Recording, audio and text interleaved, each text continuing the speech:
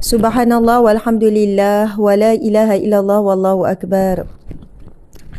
A'udzubillahi minasyaitonir rajim. Bismillahirrahmanirrahim. Alhamdulillahi rabbil alamin wassalatu wassalamu ala asyrafil anbiya'i wal mursalin wa ala alihi wa sahbihi ajma'in.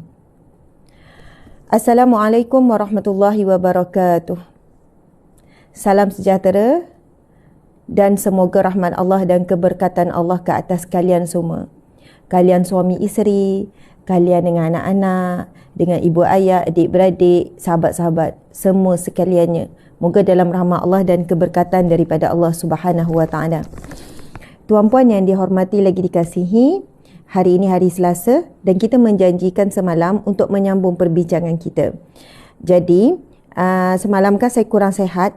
Alhamdulillah pagi ini Allah pulihkan kembali kesihatan dan juga semangat. Masya Allah.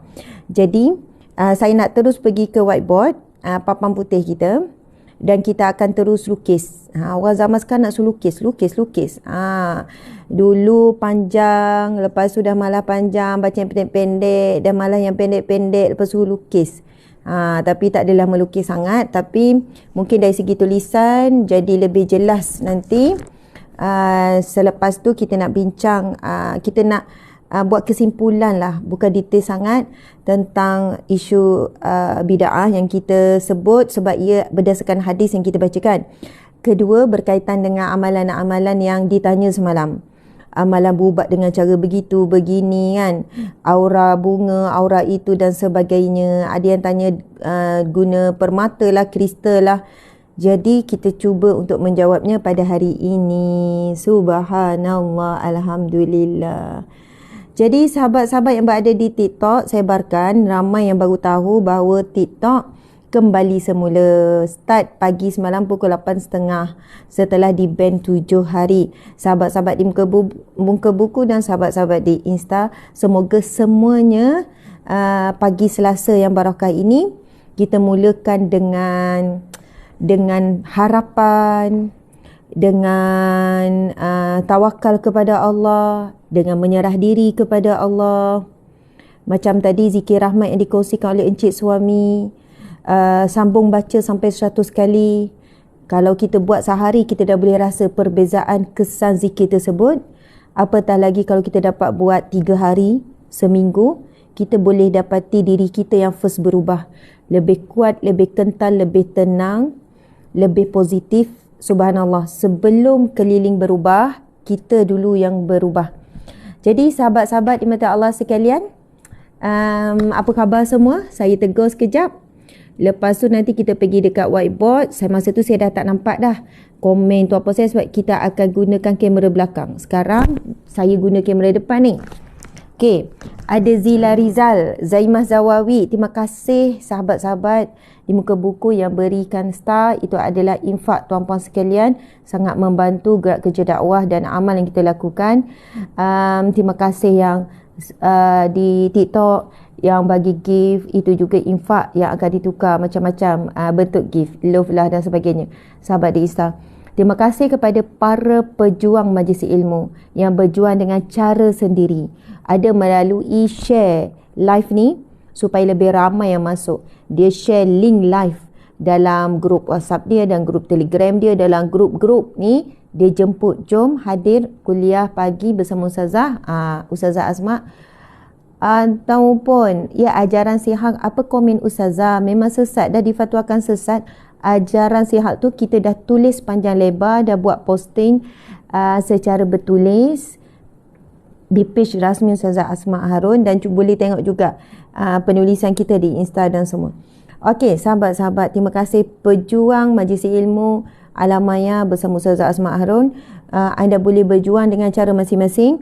Teruskan bagi emoji sebab dia menguatkan engagement dan meningkatkan reach. Algoritma media sosial macam itulah. Jadi kita cuba follow supaya kita dapat kekuatan, kita punya tapak majlis ilmu kita ni kuat di media sosial. Yang bagi komen pun sangat baik, dia akan beri kesan yang sangat baik. Anda boleh teruskan mendoakan sahabat-sahabat. Anda boleh tuliskan nota apa yang saya cakap, tulis. Sebab ia sangat membantu sebenarnya engagement kita jadi semakin kukuh dan semakin baik. Dan reach jadi naik. Subhanallah, yang bagi emoji, yang bagi komen ataupun Ustazah makcik ni tak erti, emoji tak erti, komen tak erti, takut tekan-tekan hilang live tu. So, yang hadir sahaja walaupun hanya mendengar, itu juga adalah salah satu bentuk perjuangan yang sangat hebat dan sangat mulia. Subhanallah, selamat pagi semua kepada wanita-wanita yang hebat, yang bersemangat, yang kuat, yang cantik manis. Subhanallah, dan kecantikan hakiki itu datang daripada hati. Subhanallah. Masa kita sebut subhanallah, apa maksud subhanallah? Maha suci Allah. Subhanallah, subhanallah, subhanallah, subhanallah. Kan lepas solat kita baca 33 kali kan. Bila sebut subhanallah, maha suci Allah, kita terus membayangkan bahawa kita menyucikan Allah daripada segala kekurangan, menyucikan Allah daripada sesuatu yang mensyirikkan. Dan kita terus mengharap Allah menyucikan hati kita. Kalau saya lah membayangkan setiap kalimah subhanallah, subhanallah, maha suci Allah, sucikan hatiku daripada karat dosa, sucikan hatiku daripada sifat-sifat mazmumah, daripada segala penyakit-penyakit hati. Penyakit hati apa? Hasad dengki yang banyak merosakkan amal soleh kita. Penyakit hati apa? Resah, gelisah tidak bertempat. Kemarahan tidak bertempat, melihat keburukan orang lain, riak, ujub, sum'ah, suka dipuji, suka dipuja, riak, ia melakukan sesuatu mengharapkan pandangan manusia. Semua itulah tuan-puan sekalian, ujub, kagum pada diri walaupun dalam sembunyi. Jadi tuan-puan dimati Allah sekalian, masa sebut subhanallah maha suci Allah, sucikanlah ya Allah hatiku daripada karat-karat dosa, penyakit-penyakit hati. Allahu Akbar. Lepas tu bila sebut alhamdulillah, segala puji bagi Allah, senyum sikit. Sebut alhamdulillah, segala puji bagi Allah. Kaulah yang maha terpuji, alhamdulillah. Kaulah maha baik, alhamdulillah. Kaulah beri rezeki, alhamdulillah. Kaulah maha terpuji ya Allah. Subhanallah. Lepas tu kita sebut alhamdulillah dengan membayangkan. Sebab 33 tu kan lama juga. Alhamdulillah, alhamdulillah. Bayangkan nikmat yang Allah bagi. Alhamdulillah hidup lagi. Alhamdulillah boleh bergerak. Alhamdulillah mata boleh colek. Alhamdulillah telinga boleh mendengar. Alhamdulillah ada suami. Alhamdulillah ada anak-anak. Alhamdulillah kerja. Alhamdulillah bangun lagi hari ni. Alhamdulillah dapat makan. Alhamdulillah ada rezeki. Alhamdulillah hari ni gaji. 25 hari bulan kan. Alhamdulillah hari ni gaji. Alhamdulillah sihat lagi. Alhamdulillah, alhamdulillah, tahu-tahu dah habis dengan membayangkan pujian tu, membayangkan nikmat yang Allah bagi. Lepas tu kita pun sebut pula apa? Allahu Akbar. Bila sebut Allahu Akbar, Allah yang maha besar. Allahu Akbar juga Allah maha perkasa, Allah maha hebat. Allah maha segala-galanya. Allahu Akbar, Allah yang maha besar. So bila sebut tu membayangkan kehebatan dan kekuasaan Allah. Allahu Akbar. Bayangkan dunia dan isi. Bayangkan langit. Bayangkan Allahu Akbar. Bayangkan gunung ganang. Allahu Akbar. Bayangkan lautan. Allahu Akbar. Lepas tu saya nak sebut cara saya untuk menghayati Allahu Akbar. Allahu Akbar. Allah Maha Besar. Lebih besar daripada masalah ni. Lebih besar daripada urusan. Lebih besar daripada manusia yang kita takut. Allahu Akbar. Allahu Akbar, Allahu Akbar. Ya Allah, bangkitkan semangatku ya Allah dengan kalimah Allahu Akbar. Sahabat-sahabat yang dihormati lagi dikasihi, masya-Allah, Nabi SAW bersabda, barang siapa yang setelah solat lalu dia membaca subhanallah 33 kali, alhamdulillah 33 kali, Allahu Akbar 33 kali, lalu disudahi dengan la ilaha illallah wahdahu la syarikalah lahul mulku wa lahul hamdu wa huwa ala kulli syai'in qadir 1 kali, maka akan diampunkan segala dosa-dosanya walaupun sebanyak buih di lautan. Tu dia sahabat-sahabat yang dihormati sekalian, walaupun sebanyak buih di lautan akan diampunkan dosa. Nanti kita tulis dan lukis. Okey, jadi sekarang sahabat-sahabat kita nak beralih ke whiteboard. So selepas ini akan guna kamera belakang. Saya dah tak nampak Saya nak sebut sikit nama lah sahabat di TikTok. Contohnya Elia Azli,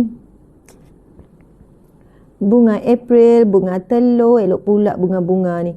Suzan Junid, Rahwiana 07, Mama Zati, Iwan Anna 88, Alia Azhar, Arina Sofia, Lalalala, Puteri Safra, Zaida, Ummu Faik, Amir Jamni, Sakina, Kina, Nur Zaimah. Okey, sahabat di muka buku, Raina Hashim, Fazila Abdul Razak, semua ni lebih kurang 5,000 ni. Sekarang hampir 5,000 lebih, hampir 6,000 ni yang sedang hadir. Sebarkan lagi supaya lebih ramai yang hadir. Sahabat di TikTok, jangan lupa perjuangan kita antaranya adalah tap sampai 1 million. Okey, sahabat di IG pula kita ada Ina Ismail, Fiza 114, Idris Zaini, ya, Julie Syamil, Syafiqah Zainul Bagus yang tuliskan nota kita. Hadir dari Sungai Buloh, jauh tu, pagi-pagi datang dari Sungai Buloh. Siti Zahazan, Syima Amir, Nur Azlina. Ya, Ustazah, seronok hari-hari dengan ceramah. Terima kasih Syima Amir. Dia kata sambil-sambil siap-siap pergi kerja. Kasih Azmina, jangan tertukar pula. Sambil galik dengar, tertukar pula baju dengan tudung. Terpakai pula slipper, kasut tak pakai. Slipper Jepun pula tu, kadang kan. Flower, lalalala. Oh, lalalala ni ada dekat dua-dua TikTok dengan IG, bagus. Mami Neri, Uzai Fuad, Rohana Taib, Famiza Ahmad. Siapa lagi ni? Angelina Jolie, Brad Pitt, Tom Cruise. Oh, semua hadir ni. Umi Kalsum, Umi Fitra Osman, Rokia, Nurwish, Soleha, Mami Zara, Jalia, Shima, Numa. Okey, Alhamdulillah. Sekarang saya di Tawau. Ui, jauh tu Tawau. Pagi-pagi datang. Jadi, sahabat-sahabat semua. Okey, saya dah tegur sikit-sikit. Nak sebut semua yang tak di kuliah. Rosni dari Sarawak, jauh tu hadir. Kota Kinabalu, Nusam. Masya Allah, Alhamdulillah. I'm here, Army Girl. Dia nak minta suruh sebut nama. Okey, dia kata untunglah siapa saya sebut nama. Ustazah makan apa? Dah sarapan? Dah. Saya makan cereal. Ya, dengan susu. Okey, Alhamdulillah. Kasmina Roti 4 Pekanbaru. Saya Ustazah minta What Edi. Sebenarnya nama kadang tu susah nak sebut. Syati Abdul Hamid, Rambau hadir, Masya Allah. Orang kampung, on the team. Saya Senorita Malaya. Okey. Dia saya lajulah. Saya Ustazah Tahashmin. Okey, subhanallah. Alhamdulillah. Okey. Nanti esok kita sebut nama orang lain pula. Fariza, saya dari Johor. Saya Bella Nila. Okey, baik. Rohaida Kasmani. Tasha. Baik.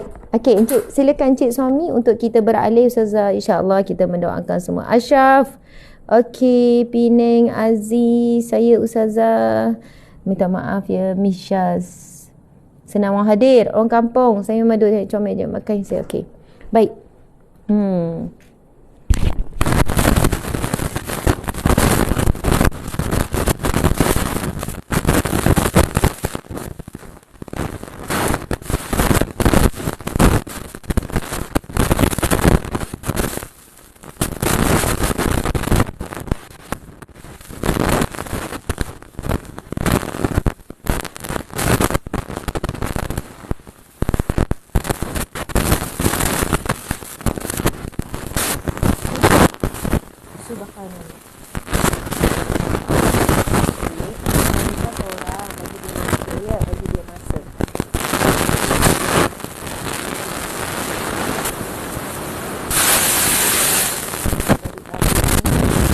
Selalu memudahkan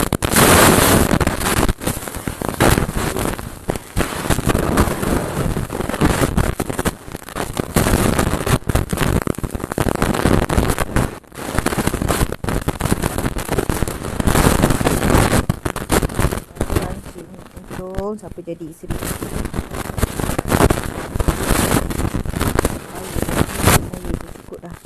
Saya dah ikut dah menyusahkan cik kan. Bukan menyusahkan, membebankan.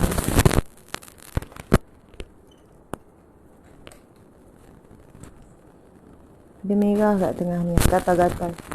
Okey.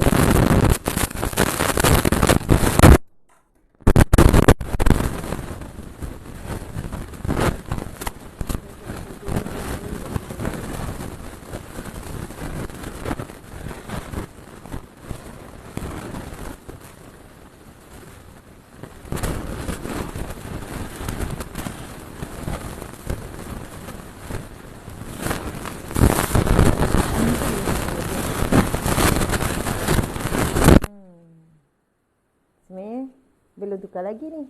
Okey, baik. Okey, dah tukar dah. Okey.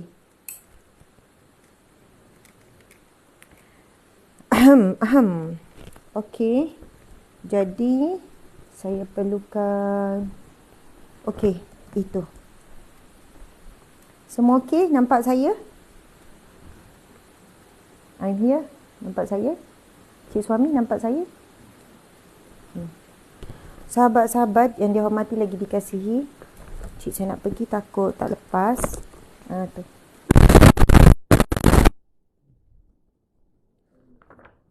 Ha? Tak, lapik ni.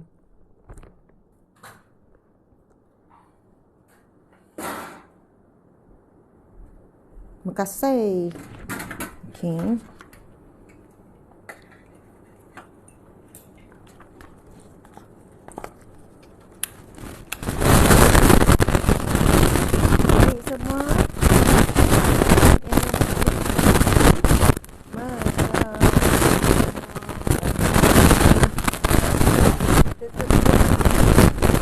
Kembali sikit tadi tu saya sebut habis.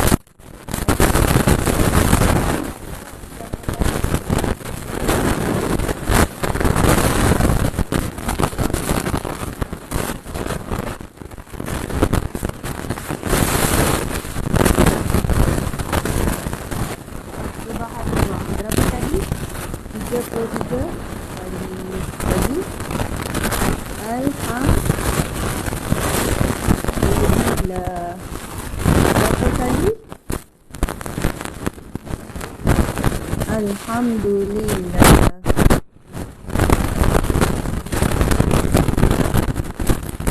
Lagi? Allahu Akbar.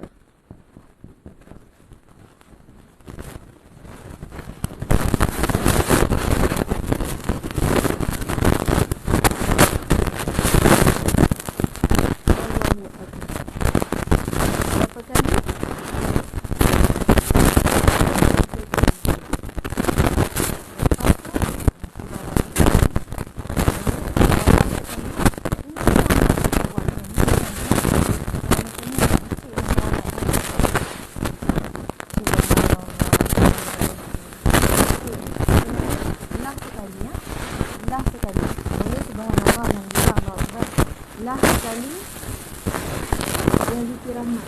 La ilaha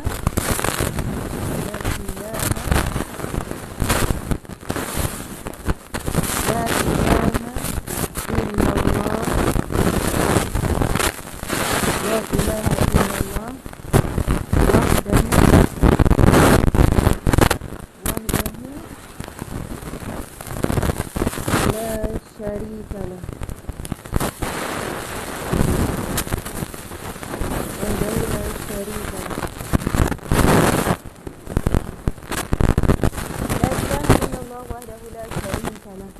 Lahul mulku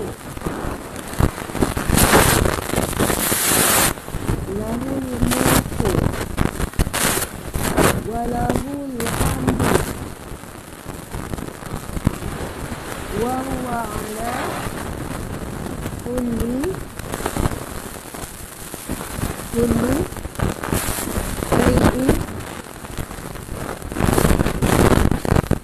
syai'in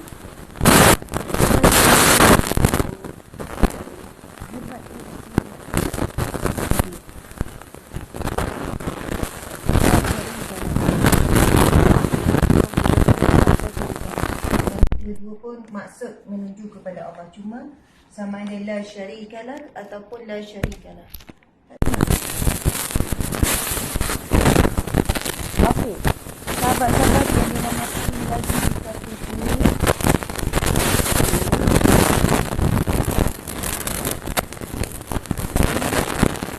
bergerak tadi. Okay. Sekejap. Subhanallah walhamdulillah wala ilaha illallah wallahu akbar. Subhanallah walhamdulillah wala ilaha illallah wallahu akbar. Jadi tak boleh guna tu. Kena tukar. Okey, sahabat-sahabat yang dihormati, setiap kali lepas solat Nabi SAW sebut apa? Barang siapa Yang setelah solat solat apa? Solat fardu. Selepas subuh tadi, selepas zuhur, selepas asar, selepas maghrib, selepas isyak. Siapa yang lepas subuh tadi tak baca, anda boleh baca je sekarang. Walaupun dah lama dah jarak. Ustazah, saya uzur, saya haid, saya nifas. Boleh ke baca? Boleh. Walaupun tak solat. Jadikan ia rutin. Gantikan zikir itu. Walaupun kita tak solat, tapi walaupun uzur, bila dengar azan apa, terus teringat. Zikir tu kena baca. Okey, Nabi sebut apa? Barang siapa yang membaca Subhanallah 33 kali, Alhamdulillah 33 kali, Allahu Akbar 33 kali, dan menyudahkannya dengan La ilaha illallah wahdahu la syarikalah.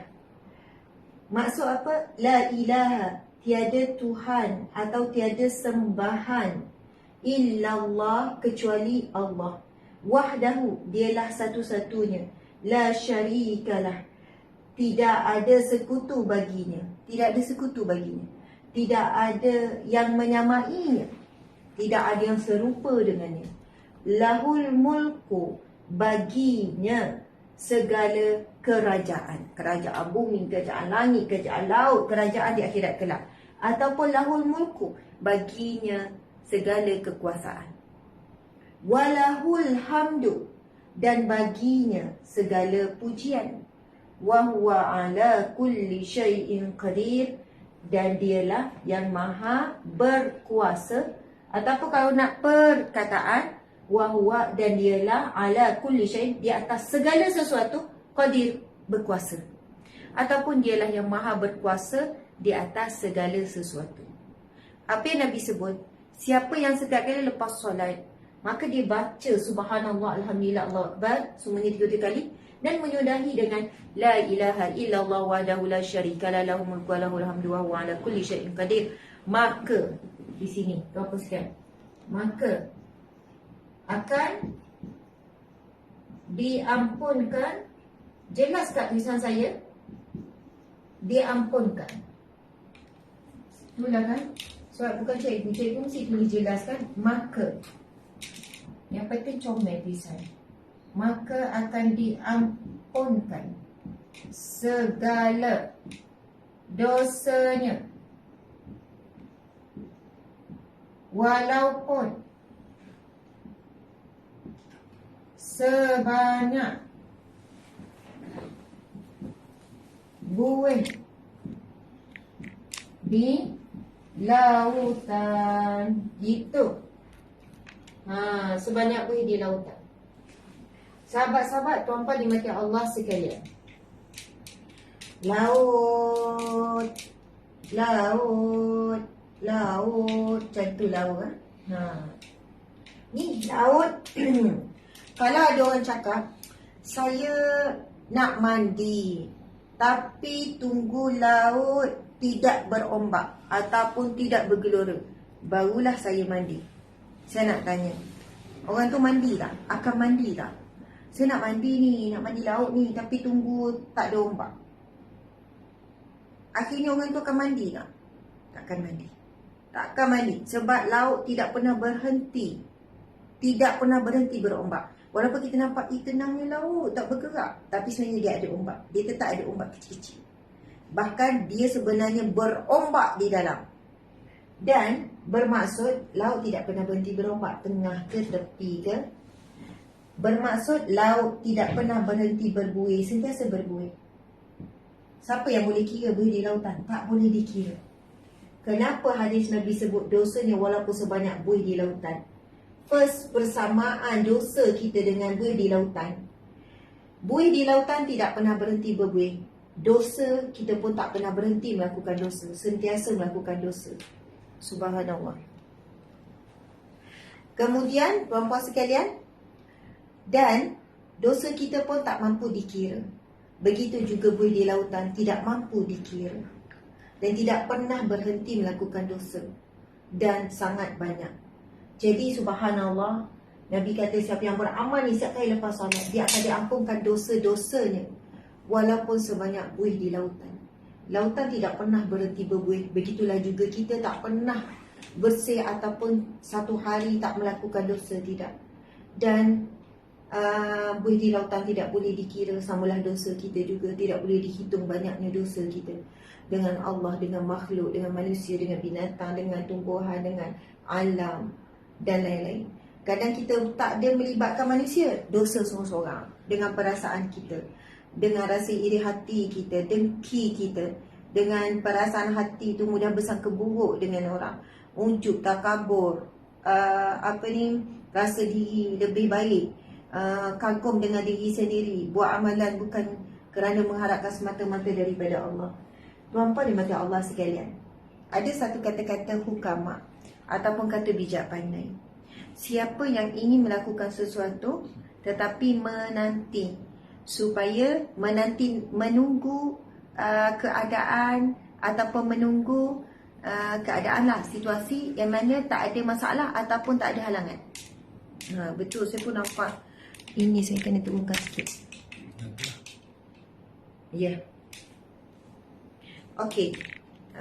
Sahabat-sahabat yang dihormati, siapa yang ingin memulakan sesuatu ataupun ingin melakukan sesuatu tetapi dia menunggu ataupun nak buat kebaikan ataupun nak buat apa yang baik ni, tetapi menunggu menanti supaya keadaan nantilah dah okey saya buatlah, nanti keadaan macam sesuai saya buat. Dia ibarat seperti nak mandi laut tapi menunggu air laut tidak ada ombak. Nescaya dia tak mandi. Sepatutnya kena redah saja ombak tu, kena redah saja buih tu, kena redah saja baru boleh mandi. Siapa yang ingin berhijrah, siapa yang ingin berubah, siapa yang ingin melakukan kebaikan ataupun melakukan apa-apa usaha, jangan tunggu keadaan dah sesuai, keadaan dah okey, nantilah dah pencing baru buat, baru terlibat dengan ini, nantilah fokus ibadah, nanti dah pencing kita fokus ibadah. Jangan. Bila buat kebaikan jangan bertanggung. Buat dulu, redah dulu. Barulah kita tahu bagaimana perjuangan kita melakukan kebaikan dan kita pulih, kita perbaiki supaya jadi lebih baik. Jadi tuan-tuan dimati Allah sekalian, kadang-kadang kita sibuk, contoh pergi semayang dekat surau pagi subuh, kita pun nak cepat. Sebab kalau tunggu imam baca zikir semua, kita lambat pergi kerja ataupun anak lambat pergi sekolah. Sekarang subuh lebih kurang dalam pukul 6, sebenarnya kalau pergi masjid masih sempat. Itu pengalaman kami lah. Bahkan boleh bawa lagi anak-anak lelaki tu pergi masjid. Pergi solat masjid, selepas imam bagi salam je, Assalamualaikum warahmatullahi, Assalamualaikum warahmatullahi, kita pun bagi salam, kita boleh terus bangun tanpa tunggu imam zikir ataupun imam berdoa. Alhamdulillah memang sempat. Sampai rumah dah pukul 6.30. Ada lagi lah masa untuk bersiap. Maksudnya kena bangun awal lah, mandi dulu apa semua, ambil wuduk. Bukan mandi selepas tu jadi agak kelam kabut sikit. So sahabat-sahabat, bila kita dah bangun macam tu, on the way kita nak pergi ke kereta ataupun dalam kereta, kita boleh baca zikir ni. Tak semestinya kena duduk, tak bergerak baru boleh baca. Adab kiblat, tutup aurat, sebenarnya boleh je baca walaupun sambil berjalan. Faham ya? Sebab ada orang kalau dah tinggal tu dia kira tak baca. Rugi sangat. Saya permudahkan orang head nifas pun boleh baca, tak ada masalah. Dan satu lagi amalan jangan tinggal, dua lah sekurang-kurangnya. Jadikan istiqamah setiap kali lepas solat, ayatul kursi dengan zikir. Kalau kita boleh beramal 5 kali sehari, kita boleh rasa urusan kita Allah ringankan. Yang berat Allah ringankan. Yang sukar Allah pemudahkan. Yang sempit Allah lapangkan. Yang buntu Allah beri ilham. Percaya atau tidak, cuba buat. Sekarang untuk niat qada selepas subuh tadi. Zuhur buat, asar buat. Sebab selepas subuh ada urusannya. Selepas zuhur ada urusannya. Selepas asar ada urusannya. Lepas maghrib ada urusannya. Lepas isyak ada urusannya. Nescaya dengan bekalan zikir ini, urusan itu dipermudahkan oleh Allah. Hidup kita bukan soal kita hebat ke, kita bijak ke, kita kuat ke, kita apa. Soalnya adalah bagaimana kita lalui kehidupan dengan pertolongan Allah. Dengan Allah menolong dan memudahkan kita. Subhanallah. Okey, sahabat-sahabat, ayatul kursi pula Nabi SAW bersabda, barang siapa membaca ayatul kursi setelah solat, setiap kali lepas solat dia baca ayatul kursi, dia tak tinggal. Lalu Nabi kata, tidak ada yang menghalang antara dirinya dengan syurga melainkan kematian. Saya ulang lagi sekali. Barang siapa setelah solat lalu dia membaca ayatul kursi, maka tidak ada yang menghalang antara dirinya dengan syurga melainkan maut, melainkan kematian. Bermaksud dia tak masuk syurga sebab masih hidup je lagi. Kalau mati insya-Allah ke syurga. Yang menghalang dia tak masuk syurga lagi sebab dia masih hidup, dia belum mati. Bagi orang yang sentiasa beramal istiqamah selepas solat fardu, baca ayatul kursi. Subhanallah. Tapi ustazah, lepas mati kan masuk kubur dulu, belum masuk syurga. Benar? InsyaAllah kubur juga akan dijadikan umpama seperti taman syurga. Itu ada hadis Nabi, bagi orang yang soleh, orang sekian-sekian dapat kelebihan sekian, dalam kubur alam barzah umpama seperti taman syurga. Diberi hamparan daripada permadani syurga, dilapangkan seluas mata memandang, macam-macam lah. Dalam kubur walaupun beribu tahun tetapi sangat selesa. Rumah di dalam kubur lebih luas daripada rumah di dunia. So sahabat-sahabat, insya-Allah susah kita nak istiqamah dengan banyak amalan, tapi alam bila solat memang wajib. Dan kita memang tak tinggal solat. Kalau amalan sunat, solat sunat, yang lain mungkin kadang susah nak istiqamah. Tapi kita jaga solat fardu. Macam mana pun kelang kabut, penat, letih, stres, menangis, sedih, kecewa, kita tetap solat kan. Jagalah solat 5 waktu. Paksa diri. Lepas tu, bacalah ayatul kursi. Kemudian sambung dengan bacaan zikir. InsyaAllah, insyaAllah. Mungkin inilah jawapan kepada segala persoalan hidup. Ramai orang datang dengan macam-macam aduan masalah. Masalah suami, masalah anak, masalah kawan, masalah kesihatan, masalah itu, masalah ni. Kadang-kadang kita banyak fikir tapi kurang zikir. Sebenarnya zikir dengan fikir kena sama banyak. Tapi kalau siapa yang mendahulukan zikir, insya-Allah fikir jadi kurang.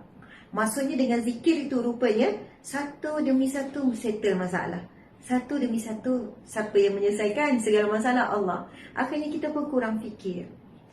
Bukan maksud tak guna otak berfikir, sebab kita kadang banyak fikir. Abang, banyak benda saya fikir ni. Banyak sangat. Saya fikir pasal tu, saya fikir pasal ni. Semua benda saya fikir. Awak langsung tak fikir. Dah gaya gaduh lah pula. Apa awak cakap saya tak fikir? Cuba saya tanya. Awak tak boleh jawab. Nampak sangat awak tak fikir. Semua benda saya nak fikir jadi serabut. Rupanya apabila kita banyak zikir, memuji Allah, meminta pertolongan Allah, maka Allah berikan setiap masalah kita tu pada waktu yang tepat, pada waktu yang berkat, pada waktu yang cepat pertolongannya. Alhamdulillah. Okey. Sahabat, silakan kalau siapa yang nak snap. Okey, saya duduk kat tepi dah ni. Nanti boleh crop saya. Kalau tak suka saya, boleh crop. Cik, dia boleh nampak tak semua tu keseluruhan? Anda boleh crop saya duduk tepi. Okay. Baik, saya nak padam Kita nak padam. Okay.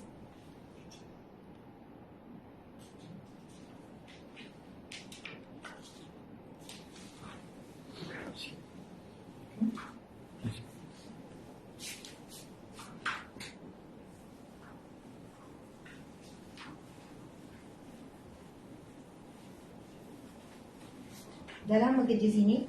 Dah. Masya Allah. Hari-hari datang Ya. Okey kerja? Dah cuti? Masya Allah.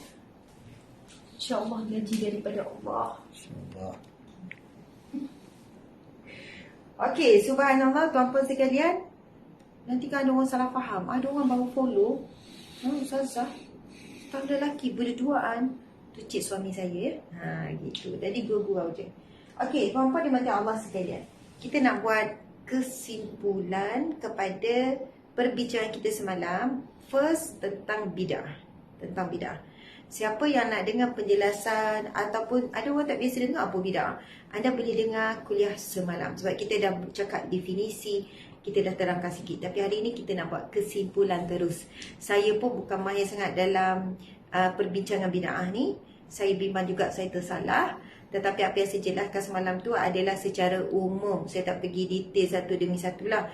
Tetapi hari ini kita dah nak buat kesimpulan. Sebab tak naklah tajuk ini perbincangannya meleret. Kita nak masuk bab khurafat pula selepas ini. Bab khurafat. Okey. Baik, sahabat-sahabat dimati Allah sekalian. Menurut Imam Syafi'i. Imam Syafi'i ini adalah imam kita mazhab Syafi'i. Imam Syafi'i sebenarnya bukan hanya ulama bukan hanya ilmuwan ataupun ulama dalam bidang fiqh, tapi juga dalam bidang akidah. Subhanallah. Sebab itu kalau kita tengok, okey, walaupun bid'ah ni ada perbincangan dalam bab akidah, juga ada perbincangan dalam bab fiqh. Subhanallah.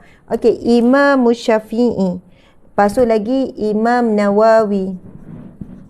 Okey, Imam Nawawi ni semua ulama besar ni. Imam Nawawi juga ulama besar dalam mazhab Syafi'i. Yang lain-lain lagi ada Imam Izzuddin Abdul Aziz bin Abdul Salam dan lain-lain. Tapi kita sebut dua imam besar ni pun dah memadai.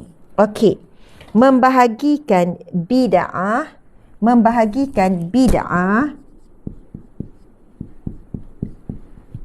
kepada dua, iaitu subhanallah,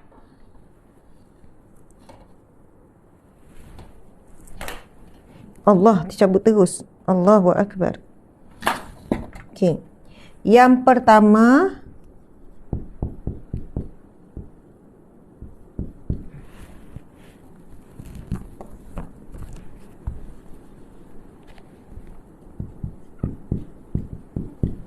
bid'ah hasanah. Yang kedua, sebab kita nak bagi penjelasan. Okey.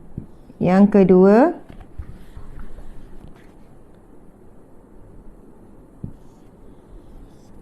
okey, bid'ah sayyi'ah. Okey.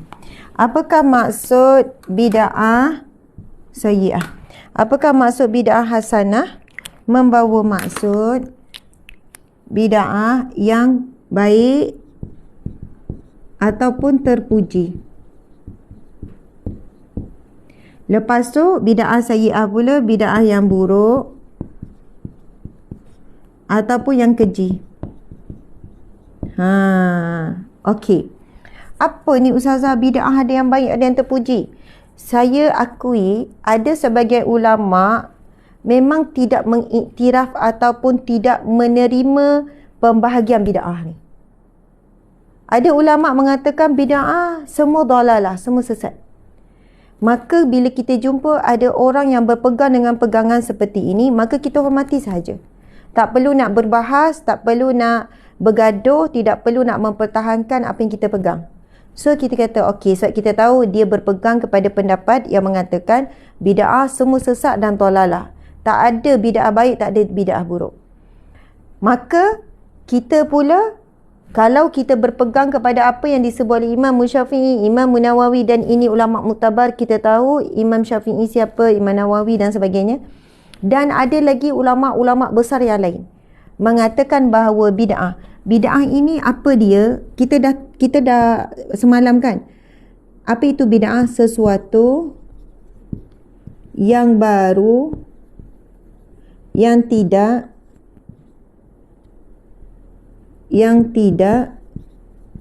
dicontohi sebelumnya.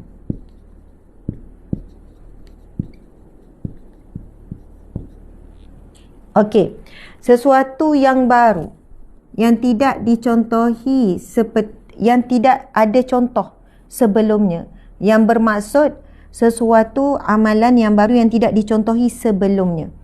Kenapa timbul bid'ah hasanah, bid'ah sayyi'ah, bid'ah yang baik dan bid'ah yang buruk, bid'ah yang terpuji dan bid'ah yang keji? Kita tengok apa penjelasan Imam Syafi'i.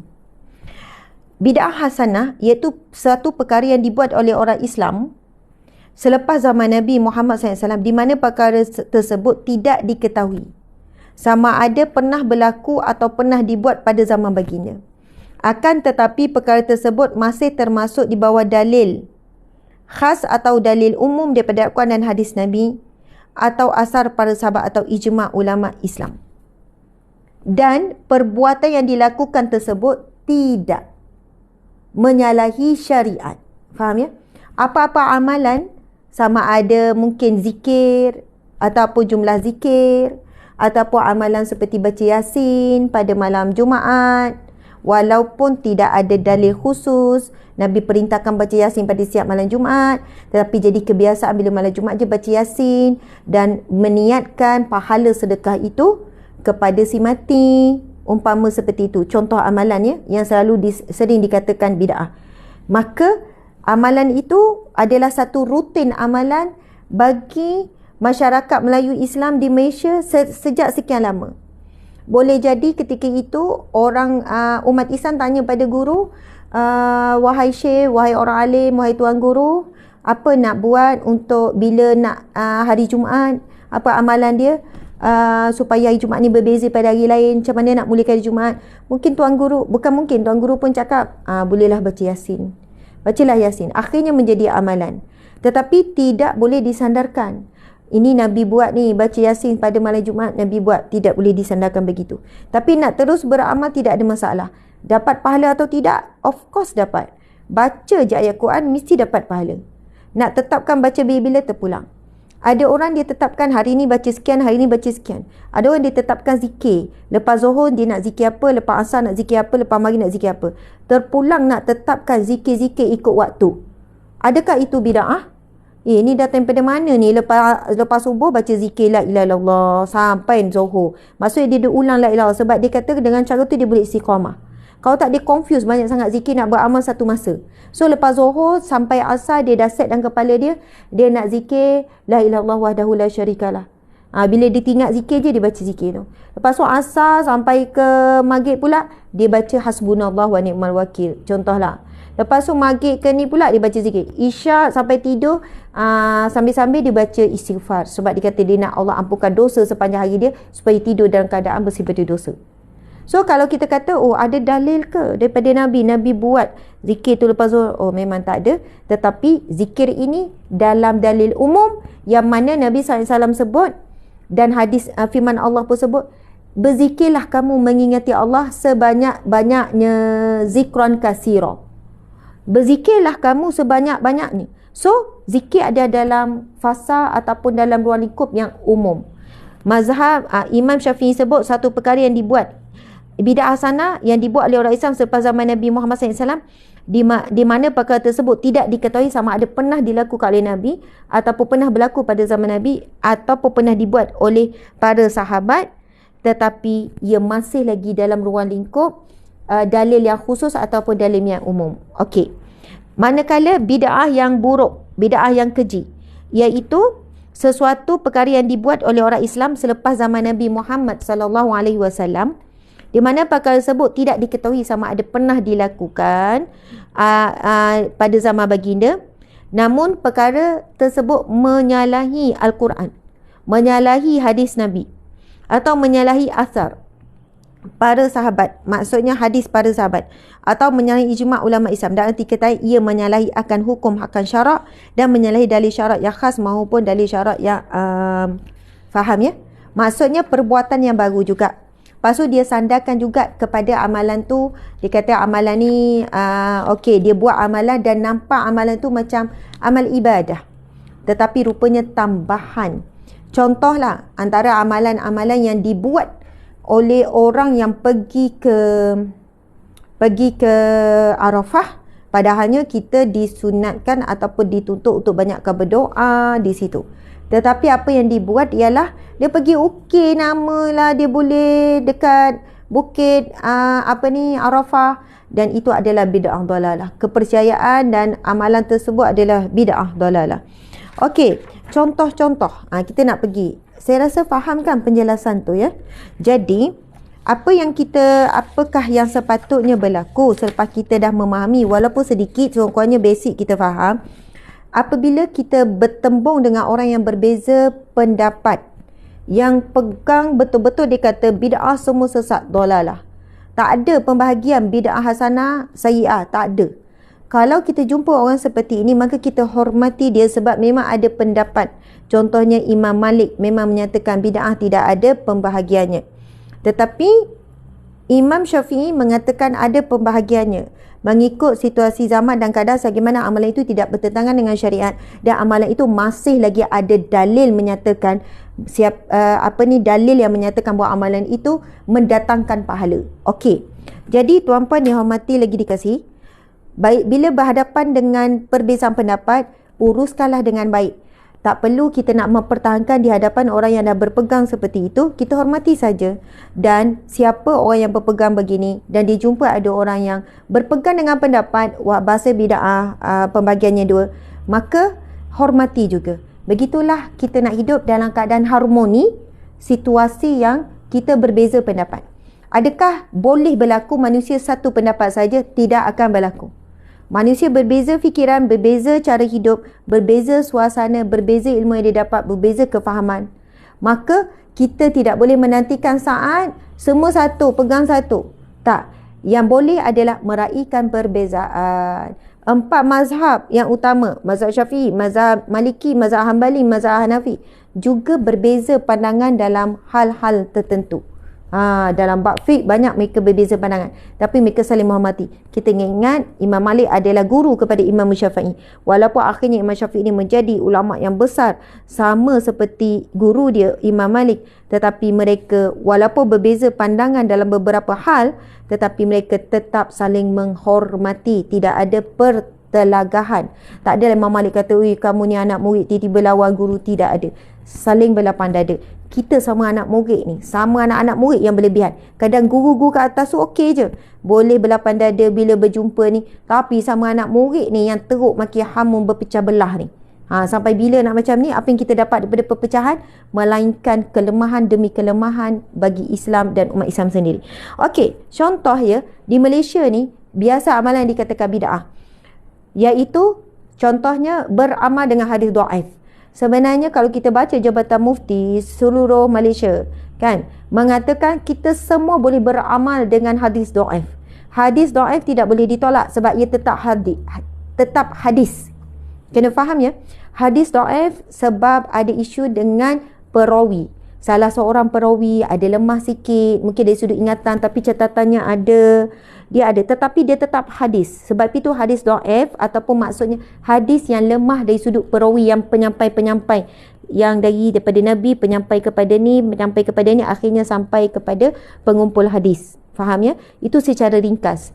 Jadi adalah mungkin dari sudut ingatan dia bagus, tapi akhlak perawi tu kurang bagus.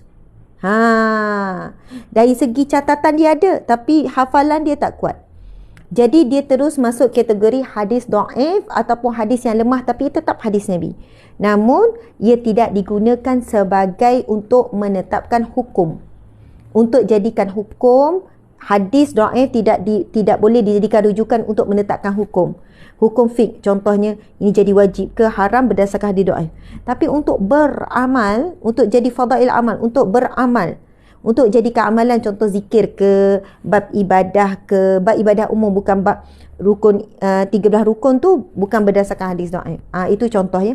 Maka tuan-puan sekalian, kita berpegang dan kita tidak mengatakan bahawasanya hadis dhaif itu perlu ditolak secara total. Tidak. Okey, yang kedua, contoh ya, yang selalu dikatakan bid'ah, baca Yasin malam Jumaat, baca tahlil dan baca talqin, kan? Lepas tu mengadakan kenduri arwah. Sebenarnya kenduri arwah tu bukan buat kenduri untuk arwah. Sebenarnya kaedah masyarakat kita, mereka berkumpul untuk membacakan doa, baca ayat Quran apa semua, lepas tu buat makan untuk orang yang hadir, meraihkan orang yang hadir tu. Sebab memberi makan ni sebenarnya pahala besar ya. Tak kira lah memberi makan sebab apa. Bukan bergembira dengan si mati, tidak. Tapi yang lebih baik sebenarnya bukan keluarga si mati yang sedang berduka dan bersedih ini yang sediakan makan, tapi mungkin jiran, mungkin kawan, supaya keluarga si mati bukan keluarga si mati duk sibuk masak, sebab sepatutnya yang berdoa adalah keluarga si mati. Bukannya kita boleh je jemput imam, pelajar tahfiz semua nak baca doa tu. Tapi paling afdal anak tu sendiri baca doa, sebab doa anak sampai pada ibu ayah. Dan kita bersangka baik doa bukan anak pun akan sampai. Tetapi yang disebut dalam hadis Nabi, doa anak. Nabi SAW bersabda, "Iza mata bani Adam," bila mati anak Adam, "in qata'u amaluhu illa min salas," terputus segala pahala amalan kecuali 3. Segala pahala amalan akan terputus, tak dapat pahala. Kecuali ada 3 amalan, walaupun kita dah mati, kita tetap dapat pahala. Yang pertama apa? Sadaqatun jariyah, sedekah jariyah. Sedekah, infak, wakaf. Yang kedua, al-ilmu yang tafa'u bih, ilmu yang bermanfaat. yang kita beri pada orang, walaupun ilmu masak, walaupun ilmu yang kecil ke banyak ke, ia tetap ilmu. Sikit ke banyak ke, hebat tak hebat ilmu tu tetap ilmu. Kalau kita ada sikit ilmu, bagi, kongsi. Subhanallah. Yang ketiga, ia ilmu yang bermanfaat untuk diri kita, walaupun kita ngajar anak je. Sebab ada ilmu yang paling tinggi adalah ilmu Al-Quran. Baik, yang ketiga iaitu wawaladun soleh ayyadu'ulah. Doa anak yang soleh yang mendoakan. Jadi doa anak ni tak putus untuk ibu ayah sampai. So kalau boleh, seboleh mungkin, walaupun tak reti bahasa Arab sekalipun, bahasa Melayu pun tak apa, yang mendoakan, yang memimpin bacaan doa kalau ada kematian mak ayah, anak tu sendiri. Anak tu sendiri. Tak apalah, tak reti nak buat ayat sendiri, buka telefon doa untuk arwah. Bacalah, gagak-gagak pun tak apalah. Itu lebih afdal, iaitu anak itu sendiri. Okey.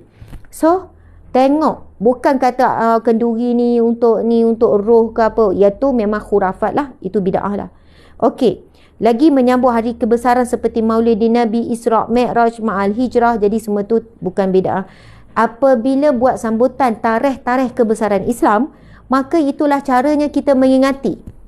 Bayangkan ya, bila Ma'al Hijrah awal Muharram contoh, ataupun Maulid Nabi, ataupun Isra' Mi'raj, ataupun Nuzul Quran, tidak ada sambutan khas, boleh jadi umat Islam tak perasan pun tarikh ni. Tak tahu pun ni sambutan Isra' Mi'raj, tak tahu pun Nuzul Quran, tak tahu pun Maulid Nabi. Tetapi bila ada sambutan, ada majlis khas, di sinilah ada syiar Islam. Maksudnya, ada syiar ni nampak image.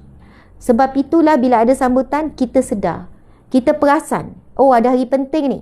Bayangkan kalau tak ada langsung, boleh jadi umat Islam tak perasan pun hari-hari penting ni, hari-hari bersejarah ni. Dan bila tiba hari penting dan bersejarah, bila ada majlis, masa itulah penceramah akan sebut, akan bercerita, kita pun dengarlah balik, kita pun boleh jatuh cinta kepada Nabi dan perjuangan dan para sahabat apabila kita mendengar kisah sirah. Okey. Seterusnya, membaca Yasin pada malam nisfu Sya'ban, berdoa beramai-ramai lepas solat jemaah. Ada yang kata bid'ah, doa ramai-ramai. Apa doa ramai-ramai ni? Kan doa tu sendiri-sendiri, ramai-ramai pula masing-masing. Sebenarnya boleh je baca doa berjemaah. Tidak ada masalah. Kerana di sana tak ada larangan Nabi. Nabi tak ada larang pun untuk kamu baca berjemaah doa. So boleh je imam baca doa, yang belakang amin. Amin. Dan sebaiknya imam baca dalam bahasa Arab, baca juga dalam bahasa Melayu, supaya makmum boleh faham apa yang imam baca. Tapi kalau bacaan tu dah semua maklum, walaupun bahasa Arab boleh faham sikit-sikit, tak ada masalah. So, tuan-puan dimati Allah sekalian, jadi boleh saja, sebab ada orang yang di belakang tak reti baca doa, kan, tak reti nak susun doa. Jadi bila dia aminkan imam tu, amin beramai-ramai tu, mudah-mudahan adalah keberkataan amin ataupun doa imam itu sendiri, maka kita dapatlah kebaikan.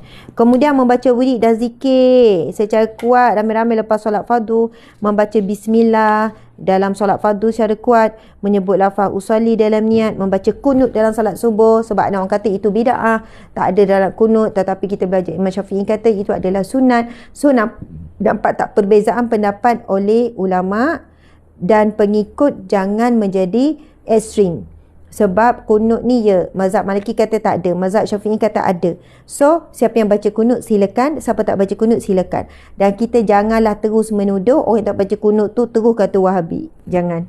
Subhanallah. Macam mana kita di Mekah Madinah solat subuh memang tak ada kan, tak ada kunut. Subhanallah. Jadi dalam situasi begini, berlapang dada dan jangan melabel orang tu ini, orang ni ahli bid'ah, yang ni ahli ni, yang tu ini. Jadi sebab melabel ni lah akan timbul kebencian, perpecahan. Bahkan kalau dalam pasangan berlaku perceraian, adik-beradik sampai berputus silaturahim. Na'udzubillah min zalik. Solat sunat qabliyah Jumaat, solat sunat qabliyah Maghrib, bersalaman lepas solat jemaah. Dia kata okey, salam ni tak ada ni, bid'ah ni. Padahal salam tu termasuk dalam perkara umum, kita boleh salam je bila masa. Tapi pelik nak salam waktu lain. Jadi lepas solat memang macam nice saja lepas solat salam macam tu kan. So kalau siapa tak nak salam, dia kata ni bid'ah, so kita hormat sajalah. Dan orang yang nak salam, janganlah terus terus kata kamu ni sekian-sekian, jadi saling menghormati saja. Fidyah solat terbatal wuduk dengan sebab bersentuhan lelaki dan perempuan yang harus dikahwini, bilangan rakaat bagi sunat tarawih, tu pun macam-macam perbincangan, menyapu muka lepas salam, akikah dengan binatang anak saling kambing, amalan bertawasul dan bertabaruk, berdoa, membaca Quran. Okey, doa akhir tahun dan awal tahun, itu contoh. Okey, contoh amalan bid'ah yang sayyi'ah. Ni amalan bid'ah ataupun benda baru, amalan-amalan baru yang buruk. Contohnya mengumpul tawafkan duit keliling Kaabah supaya duit tu bertambah. Okey. Bercelak mata pada hari Ashura, itu sebab ada larangan ya. Penggunaan tangkal azimat pada pinggang menyalahi syarat. Guna ayat 1000 dinar buat pelaris jualan. Guna batu azimat, amalan titik menilik, keyakinan kepada bomoh semua. Okey, subhanallah, muslimin muslimat. Ayat 1000 dinar. Okey, macam ni ya kesimpulannya tuan-puan sekalian. Kita tak boleh pukul rata mengatakan bid'ah semata-mata semua perkara yang Nabi tak buat semua bid'ah. Tak boleh pukul rata begitu. Nabi ada buat tak? Mana dalil? Kalau tak ada, bid'ah. Tak boleh memukul rata, jangan jadi keras dan ekstrim seperti itu. Asal Nabi tak buat je, terus kata bid'ah. Akhirnya akan timbul ayat yang sini yang kita tak suka dengar. Tak payah guna telefon lah. Nabi tak ada telefon, bid'ah. Tak payah guna internet. Nabi tak ada internet masa tu, bid'ah. Tak payah naik kereta. Sebab zaman Nabi kereta tak ada, bid'ah, naik unta. Tak boleh sebenarnya buat tamsilan begitu dalam perbincangan bid'ah. Maksudnya orang yang balas balik dengan kata-kata begitu pun tak boleh. Sinis macam tu kan. Ini juga dipesan oleh Imam Al-Qadhawi contohnya. Tidak boleh sinis dengan menjawab isu bid'ah dengan ayat-ayat seumpama itu. Tak payahlah pakai ni Nabi tak pakai ni. Okey. Sebab apa? Itu dari sudut urusan-urusan duniawi. Tapi yang dimaksudkan bid'ah ini dalam bab urusan ibadah. Dalam bab urusan ibadah, bab urusan akidah ya. Itu ada urusan duniawi, memang perubahan berlaku tanpa henti sampailah akhirat kelak. Okey. Subhanallah, muslimin muslimat dimati Allah sekalian. Kalau kita tengok, sebenarnya kita kena terima hakikat memang ada khilaf. Ada khilaf. Khilaf maksudnya ada perbezaan pendapat di antara ulama-ulama muktabar dari sudut pembahagian bid'ah. Ada pandangan bid'ah semuanya adalah tidak ada pembahagian bid'ah sekian. Pandangan ini ditegakkan oleh Imam Malik, namun sementara murid Imam Syafi'i mengatakan ada pembahagian sebagaimana kita dah ni. Jadi alhamdulillah, saya rasa sekadar itulah tuan-puan dimati Allah sekalian. InsyaAllah mudah-mudahan apa yang kita bicarakan tentang bid'ah ni selesai dengan baik. Selesai dengan baik. Jadi saya pun mengharap walau daripada mana-mana pihak, jangan kontroversikan apa yang saya jelaskan, dan janganlah pula jadikan ia bahan untuk bergaduh. Bahan untuk bergaduh. Kalau tanya saya, Ustazah yang mana satu? Yang belah mana Ustazah? Ustazah pegang mana? Saya berpegang, saya mengambil pendapat Imam Syafi'i bahawa bid'ah itu ada pembahagiannya, ada hasanah, ada sayyi'ah. Saya beranggapan orang yang memegang kepada tak ada bid'ah semua sesat, saya hanya beranggapan yang dimaksudkan ada bid'ah sayyi'ah. Maksudnya tambahan amalan yang menyalahi,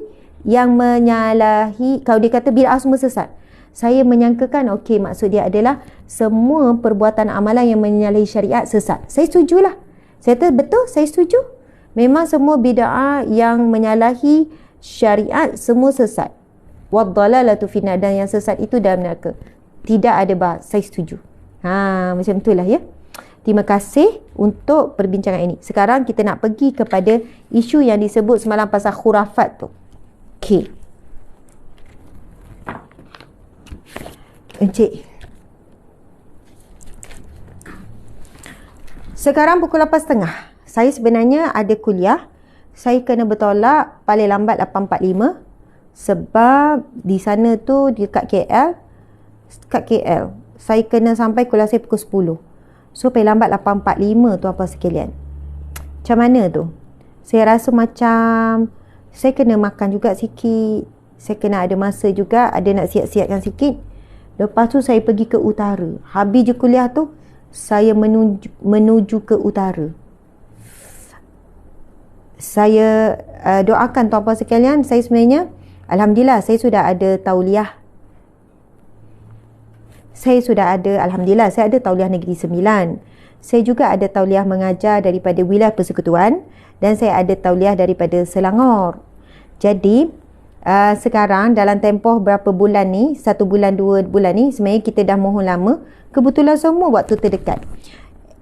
Hari ini saya akan pergi ke Perlis untuk tauliah di sana, untuk di Jabatan Mufti, untuk memohon tauliah mengajar.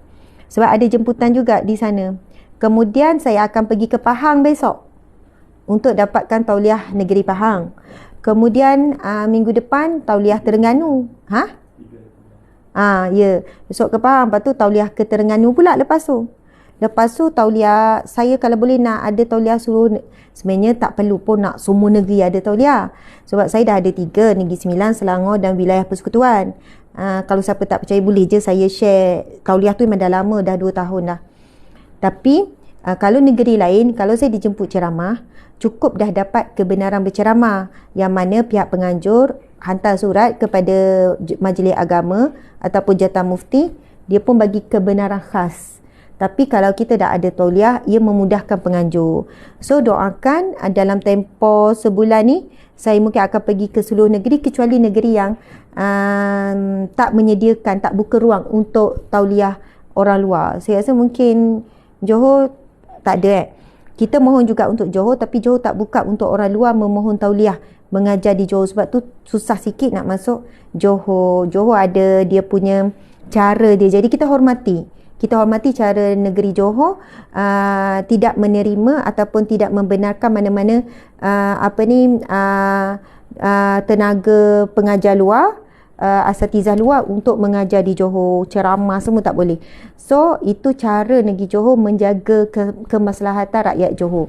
It's okay. Tapi negeri lain setakat ni nanti pergi Perak, Kedah pun, Perak, Kelantan kan. Jadi semua dalam tempoh sebulan 2 ni semua. Sabah Sarawak hujung bulan 8, hujung bulan 9 pergi untuk tauliah Sarawak tu.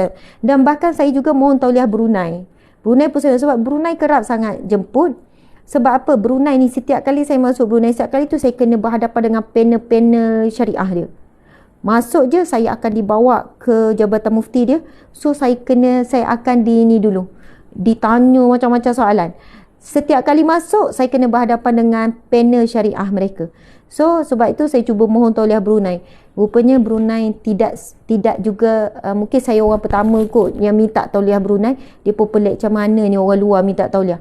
So dia orang pun tak ada sediakan tauliah untuk orang luar seperti ni. Jadi sebenarnya supaya gerak kerja dakwah tu lebih lancar. Gitu. Kita nak masuk rumah orang, jadi kita ni. Begitulah ya situasinya.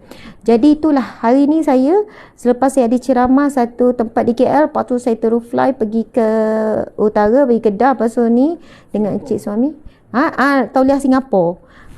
Tauliah Singapura. Lepas tu malam ni petang saya selesai tauliah. Tak tahu ni, tak study lagi, berdebar sebenarnya kalau nak ambil tauliah ni. Lepas tu keluar balik semula malam ni. Bayangkan malam ni saya balik. So awal pagi besok tak ada kuliah tak dapat buat kuliah awal pagi besok Kuliah kita ni tak ada lah esok, sebab saya kena bergerak ke Pahang. Betul. Ya. Mungkin dalam kereta. So pagi malam ni mungkin sampai dalam pukul 12 macam tu. Pagi besok sebelum subuh pukul 4 pagi kena bertolak ke Pahang, sebab pukul 8.30 pagi saya ada pula tauliah negeri Pahang. Lepas tu daripada Pahang, macam tu lah tuan-tuan sekalian. Lepas tu hari Jumaat saya pergi ke Singapura sebab ada ceramah di Singapura. Okey, tuan-puan, sahabat-sahabat yang dihormati, kesimpulannya hari ni saya tak dapat untuk bab khurafat. Semalam kan kita kata nak bincang pasal khurafat, apa itu khurafat. Lepas tu soalan pasal guna minyak itu, minyak ini, pelaris itu, pelaris ini, pakai ini. Sebenarnya alhamdulillah tim penyelidikan kita dah buat dah nota khas berkenaan dengan khurafat, dan kita cuba jawab semua soalan-soalan semalam. Yang duk tanya-tanya pasal soalan macam mana guna minyak tu, macam mana bidara, macam mana bla bla bla bla bla, macam-macam lah tu. So kita sebenarnya dah keluarkan semua soalan tu dan kita cuba jawab. Tapi tak boleh dah sekarang sebab saya kena bersiap dan menuju ke tempat tu. Nampak tak jadual tu InsyaAllah esok pagi kita dah bagi tahu awal-awal tak ada kuliah, tapi insyaAllah tengok kalau dalam kereta dapat buat. Kalau dapat buat dalam kenderaan menuju ke Pahang. Tapi saya rasa tak buat sebab saya berdebar. Bukan berdebar apa, saya kena buat persiapan. Kena study sikit lah sebab kita nak diberi tauliah bukan senang tuan-tuan sekalian. Bagi saya lah. Dia akan tanya macam-macam soalan. Berkaitan dengan akidah, berkaitan dengan fiqh, berkaitan dengan tasawuf. Kadang soalan-soalan saya tak boleh jawab, saya jujur je. Saya bukan orang alim pun. Dan saya akan beritahu saya sebenarnya lebih kepada nak mengajar dalam bab sekian-sekian. So, begitu saja. Why Ustazah pergi semua negeri sampai negeri yang mungkin bagi setengah kita macam agak kontroversi. Sebenarnya, saya nak cuba untuk memenuhi keperluan di semua negeri. Ada negeri yang turut dijemput tapi saya tak boleh nak pergi sebab isu tauliah. Yang dijemput orang awam yang jemput, faham ya? Kadang yang menjemput ni bukan semestinya pihak kerajaan negeri tetapi pihak masjid, orang awam yang jemput. Tapi supaya ia berjalan lancar dan tidak ada masalah bagi penganjur, so saya cubalah ambil semua. Alhamdulillah. Berapa orang ni semua encik suami? 263 56 6,000 lebih. Alhamdulillah kepada 6,000 lebih. Doakan ya, semoga urusan kami, urusan saya dipermudahkan dan moga dengan doa anda kepada saya Allah kembalikan berkali ganda buat anda. Sayang semua kerana Allah, kerana Rasulullah SAW. Dan last call kepada siapa yang ingin menyertai perjalanan ke Singapura. Siapa nak ikut trip ke Singapura, anda akan bertolak Sabtu pagi dan akan balik pada Ahad petang. So tak ganggu hari kerja. Siapa yang tak pernah pergi Singapura, rasa nak pergi Singapura, sebenarnya saya dijemput ceramah hari Sabtu di Singapura. So terus buat trip. Jauhlah ilmu bersama Ustazah Asma, kembara ilmu bersama saya. Kita akan pergi jalan-jalan Singapura. Kita akan ada pergi masjid, ada Islamic Center, kemudian kita ada tempat pelancongan yang menjadi identik kepada Singapura tu sendiri waktu malam dan sebagainya. So anda juga akan bersama dengan saya dalam program Majlis Ilmu di Singapura tu. So kepada siapa yang ingin bersama dalam ni trip Singapura ni hari Sabtu ni jadi adalah me time dengan saya, lebih kurang macam tu lah. Kita jalan sama-sama, kita jelajah tanah Melayu juga Singapura tu kan. Jadi nombor telefonnya encik, tuan-tuan puan-puan saya tulis tuan-puan saya tulis encik nombor telefon. Sebab hari ni dah hari Selasa, tapi sempat lagi naik flight pagi sebelum subuh, kena dah ada di KLIA. Siapa yang nak ikuti trip ni? 011 okey 62 sorry. Okey, inilah nombor telefonnya. Boleh hubungi ni ya. Nak pergi umrah ke, nak pergi Palestin ke? Kenapa tak cantik ni tiga ni? Okey. Nak pergi Palestin ke, nak pergi mana-mana yang travel bersama dengan saya, sebenarnya nombor yang sama ni je. Okey. Okey. Terima kasih. Mohon maaf salah dan silap. InsyaAllah lusa kita akan bertemu kembali dan kuliah pagi ni. Kita akan bincangkan bab khurafat tu. Bab sihir, bab santau, bab gangguan, bab menggunakan tangkal-tangkal. Dan insyaAllah saya juga akan berkongsikan amalan untuk memutuskan sihir, untuk sembuh daripada gangguan, insyaAllah. Mana yang kita dapat kongsikan, ya. Okey, jadi kita tangguhkan dengan bacaan tasbih kafarah dan surah Wal-Asr. Bismillahirrahmanirrahim. Subhanakallahumma wa bihamdika asyhadu an la ilaha illa anta astaghfiruka wa atubu ilaih. Bismillahirrahmanirrahim. Wal 'asr innal insana lafi khusr illa alladhina amanu wa 'amilus solihat wa tawasaw bil haqqi wa tawasaw bis sabr. Sadaqallahul azim. Tuan-puan, kepada anak-anak yang sayang kepada ibu-ibu, kan ramai ibu-ibu yang follow, hadiahkanlah trip ke Singapura ni bersama Ustazah Asma. Pakat adik-beradik, hadiahkan untuk mak. Kita akan jaga mak tu. Tapi yang mampu berjalan lah ya. Sebab kita kan banyak pergerakan. Jadi insya-Allah adalah waktu yang special bersama Okey, terima kasih. Assalamualaikum warahmatullahi wabarakatuh.